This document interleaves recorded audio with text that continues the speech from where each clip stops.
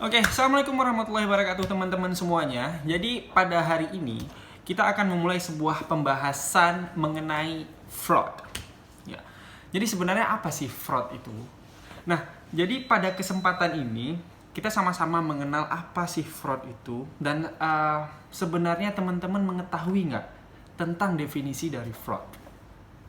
Nah, secara garis besar atau secara simpelnya, fraud itu adalah sebuah kecurangan dalam keuangan. Kecurangan ini sebenarnya berbeda ya dengan kesalahan. Jadi sebenarnya ada perbedaan itu antara fraud dan sama error atau sebuah kesalahan.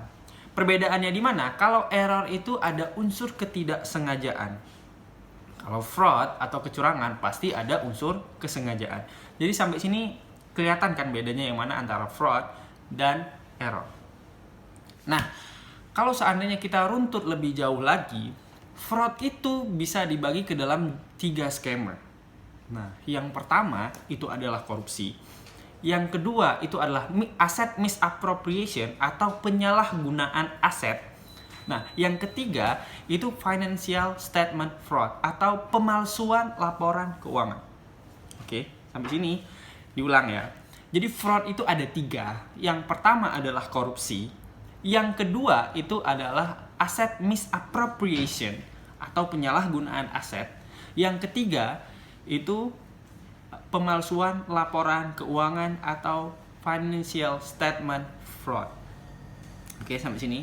Nah, ayo seandainya kita bedah satu-satu, apa itu korupsi, apa itu penyalahgunaan aset, dan apa itu pemalsuan laporan keuangan. Nah, sebenarnya definisi korupsi itu teman-teman sudah paham ya dalam praktiknya. Tapi sebenarnya definisi korupsi itu dia ini nanti kebagi atas 4 bagian, teman-teman. Korupsi itu dia kebagi atas 4 bagian. Apa aja ya? Yang pertama itu bisa konflik kepentingan. Konflik kepentingan ini secara gampangnya kita memahami bahwa jika ada seseorang memiliki niat khusus di dalam sebuah instansi. Misalnya, dia dalam sebuah perusahaan atau dalam sebuah instansi, dia membawa kepentingan pribadinya untuk memperkaya dirinya dengan menggunakan aset-aset, terus menggunakan kekuasaan yang didapatkan dari sebuah instansi tersebut. Itu konflik kepentingan. Yang kedua, itu adalah penyuapan. Sebenarnya penyuapan ini dia bisa didefinisikan sebagai penawaran atau penerimaan atau pemberian yang mana nanti dia ini bertujuan untuk mempengaruhi sebuah keputusan.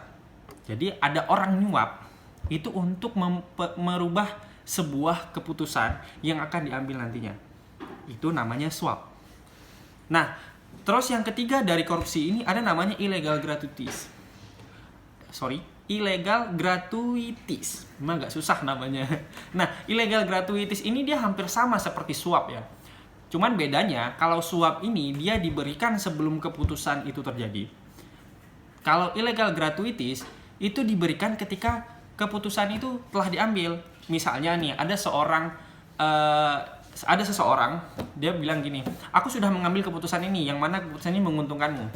Kamu harus berterima kasih padaku dan kamu harus memberikan sesuatu. Itu namanya illegal gratuities. Keputusannya sudah diambil, lalu dia memaksakan orang untuk memberikan, menawarkan supaya dia menerima sesuatu. Oke?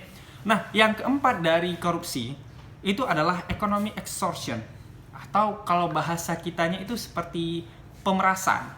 Nah, pemerasan ini kan sebenarnya adalah sebuah pemaksaan yang dilakukan oleh individu untuk mendapatkan keuntungan yang diinginkan. Pemaksaan kepada orang lain ya tentunya. Oke. Nah, jadi korupsi itu dia memang kebagi 4. Seperti yang kita jelaskan saya rangkum. Jadi ada konflik kepentingan, ada penyuapan, ada illegal gratuities, dan ada economic extortion. Oke. Nah, bagian kedua dari fraud ini itu adalah asset misappropriation. Asset misappropriation ini secara gampangnya kan didefinisikan sebagai penyalahgunaan aset. Nah, dalam praktiknya nanti ini kebagi 2. Bisa penyalahgunaan aset berupa uang dan bisa penyalahgunaan aset non uang. Nah, biasanya penyalahgunaan aset berupa uang ini dia bisa terjadi pencurian uang. Itu kan sering ya sebenarnya. Yang kedua itu bisa skimming. Skimming ini dia mencuri informasi seseorang untuk mencuri sesuatu. Nah, itu juga skimming, mencuri informasi pribadi. Nah, yang ketiga itu adalah kecurangan dalam pengeluaran uang. Nah, kecurangan dalam pengeluaran uang ini juga masih luas sekali loh.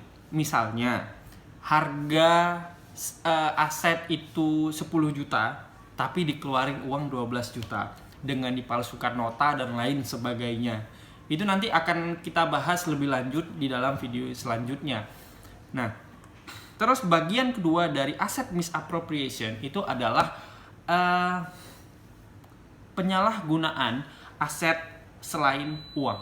Itu bisa jadi aset tetap seperti bangunan, mobil, terus mesin dan lain sebagainya. Bisa juga inventory, bisa juga investasi dan lain sebagainya. Gitu ya. Nah, pada umumnya dia juga hampir sama seperti kas, bahwa aset misappropriation ini bahwa aset-aset non kas ini dia rawan dicuri.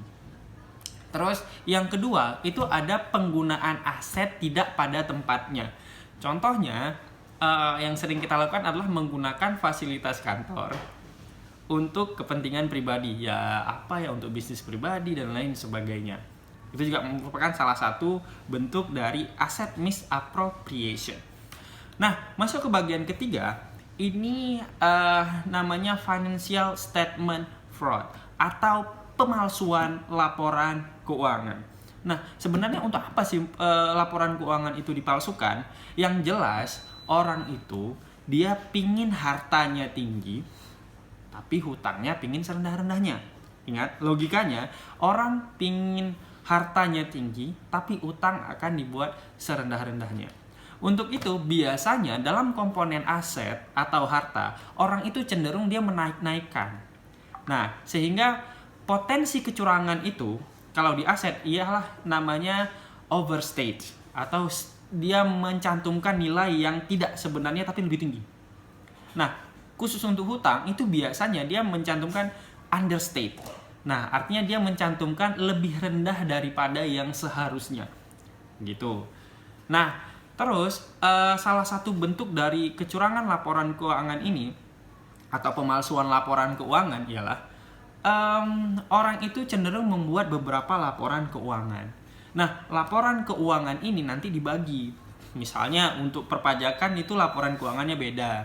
Untuk investor, laporan keuangannya beda. Dan untuk dirinya sendiri, laporan keuangannya juga beda. Nah, tujuannya apa? Ya, kalau untuk pajak jelas supaya pajaknya itu dibayar lebih sedikit. Kalau untuk investor juga jelas dia pingin labanya itu besar. Ini saling bertolak belakang. Karena gini ya, logikanya itu, kalau seandainya ada jadi laporan keuangan itu komponennya, salah satu dari laporan keuangan itu kan adalah laporan laba rugi. Di komponen dari laporan laba rugi itu dia ada namanya pendapatan, terus ada beban-beban, ada beban operasional, intinya pengeluaran uang. Nah, selisih antara pendapatan dengan beban ini ialah laba, ya. Nah, biasanya pajak itu diambil dari laba ini.